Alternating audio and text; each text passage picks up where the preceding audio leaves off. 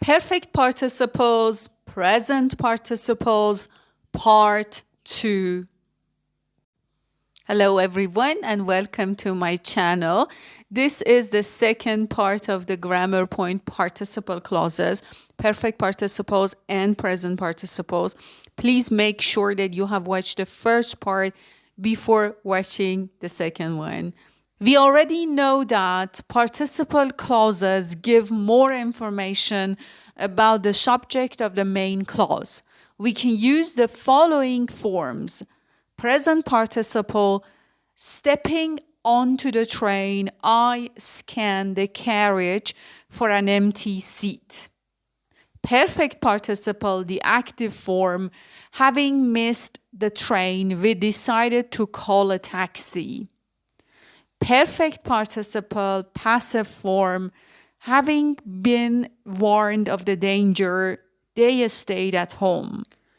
Past participle, passive form, hidden in the bushes, the fox glanced hungrily at the chicken.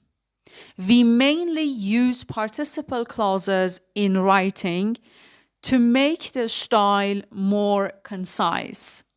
Use not or never before the participle to make it negative. For example, not having caught the train, I scanned the carriage for an empty seat. The participle clause often comes before the main clause, but can come after it. For example, we decided to call a taxi having missed the train. So the participle clause is at the end of the sentence. And the last point, the subject of participle clause must be the same as that in the main clause. You cannot say, having missed the train, Jack gave us a lift, because the subjects here are different. I and Jack, two different subjects. What are different uses of participle clauses? Number 1, time. Number 2, cause. Number 3, result. Number 4, after conjunctions. And number 6, reduced relative clauses. So I'm going to explain each use with some examples. Number 1, time. We can use a present participle to describe two actions happening at the same time, similar to the use of a clause with the past continuous. For example, while we were traveling to the station, we heard the news about the Prime Minister's resignation. So in participle clause form, it is like traveling to the station, we heard the news about the Prime Minister's resignation. Another example, smiling shyly, she handed me a bunch of roses. Number 2, a present participle can also describe two actions happening close together in time. For example, picking up her suitcase, she left the room. So first, she picked up her suitcase. After that, she left the room. But these two actions are close to each other. Number 3, to stress that one action was finished before another one, we use a perfect participle. For example, not having heard the bell, the children continued playing. So in this sentence, we are stressing that because the children didn't hear the bell, they continued playing. So the first action was finished before another action starts. Number 2, cause. We can use participle clauses to describe the reason for the event in the main clause. For example, as I didn't know anyone, I didn't stay very long at the party. In participle clause form, it is like not knowing anyone at the party, I didn't stay very long. So there are some other examples. Let's read them. Being a child at the time, I didn't understand what was going on. It means because I was a child, I didn't understand what was going on. Next, not having brought a map, we got completely lost. Because we didn't bring a map, we got completely lost. The next example, having been offered 2 jobs, I am unsure which one to take. Because I was offered 2 jobs, now I am unsure which one to take. Number 3, result. We can use a present participle clause to explain the result of an action or situation in the main clause. The result clause comes after the main clause. This is common in formal or academic writing and is often introduced with thus or thereby. For example, the fire spread to the 2nd floor of the building, causing widespread damage.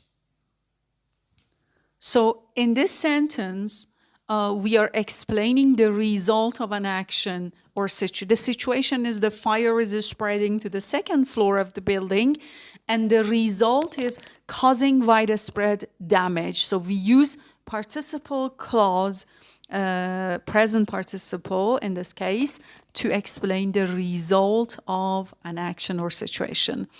The next example, grants are offered to the basis of family income, thus making it possible for poorer students to afford a university education. Because the situation is grants are offered to the basis of the family income, and the result is it would be possible for poorer students to afford a university education. The next example, a current is sent through the material, thereby polarizing the electrons. The situation is that we are sending a current through material. The result is polarizing the electrons. Number 4, after conjunctions. We can use participle clauses with certain conjunctions. For example, if, unless, when, while, after, before, once, and although. If can be omitted in participle clauses as a past participle on its own, often has a conditional meaning, sometimes passive. For example, served with ice, blah, blah, blah, if it is served with ice. Now look at these examples. While sorting through my drawer, I came across this newspaper cutting. So we have got the conjunction while, and after that, a participle clause. Next, once planted, the tree should be watered regularly. Next, if disturbed, this animal can bite. So in the second example, we have got the conjunction once. In the second one, we have got if, and after them, we have got participle clause. Next example, if served with ice, you can take if out of the sentence. You can omit it from the sentence. Served with ice, it is a refreshing drink in hot weather. Given the chance, or if given the chance, I would love to go pony trekking. Number 5, reduced relative clauses. Relative clauses containing participles are often shortened, especially in spoken or more formal style. Present participles have an active meaning, like the woman sitting next to me. The woman who was sitting next to me is the complete form. Or the people working in the shop, the people who work in the shop.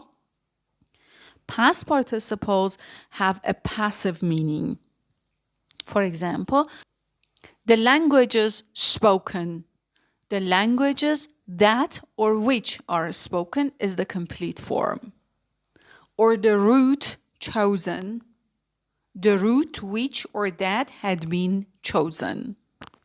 Number 2, after verbs of the senses, for example, see, hear, feel, we can use present participles to describe continuous actions. However, we use an infinitive to describe a completed action. I watched her cross the road. Now look at these examples. Number 1, the woman sitting next to me had never flown before. I'll have a word with the people working in the shop. The languages spoken in Switzerland are French, German, Italian, and Romansh. The route chosen for the race went alongside the river. I love to feel the sun shining on my face. I heard people shouting and laughing in the distance. All right, we are done with the second part of the grammar point participle clauses. If you found this video useful, please don't forget to like it, comment below the post, and also subscribe to my channel for more videos. See you in the next video. Take care.